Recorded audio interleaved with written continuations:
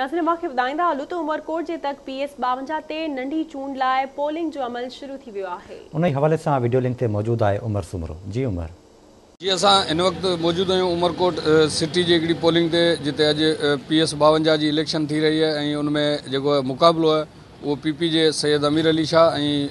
GDA जे अरबाब गुलाम रहीम में जेको सख़्तु मुक़ाबिलो आहे ऐं उन खां पोइ जेके PS 52 ते टोटल पोलिंग स्टेशनूं आहिनि 128 ऐं जंहिंमें जेके 50 आहिनि उहे इंतिहाई हसास करार ॾिनियूं आहिनि, जेके 26 आहिनि उहे जेके हसास करार ॾिनियूं आहिनि ऐं जॾहिं त जेके हिते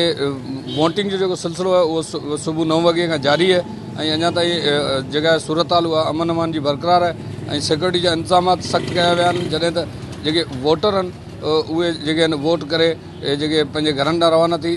वञी रहिया आहिनि ऐं उनखां पोइ जेके माण्हू आहिनि उहे अञा ताईं जेका पोलिंग जेका वोटरनि जो रेशो आहे उहो सुस्त रफ़्तार में हले पियो ऐं जेके वोटर आहिनि उहे स्लो जेका आहे उहो पोलिंग ॾांहुं वोटिंग करण लाइ अची रहिया आहिनि। जी।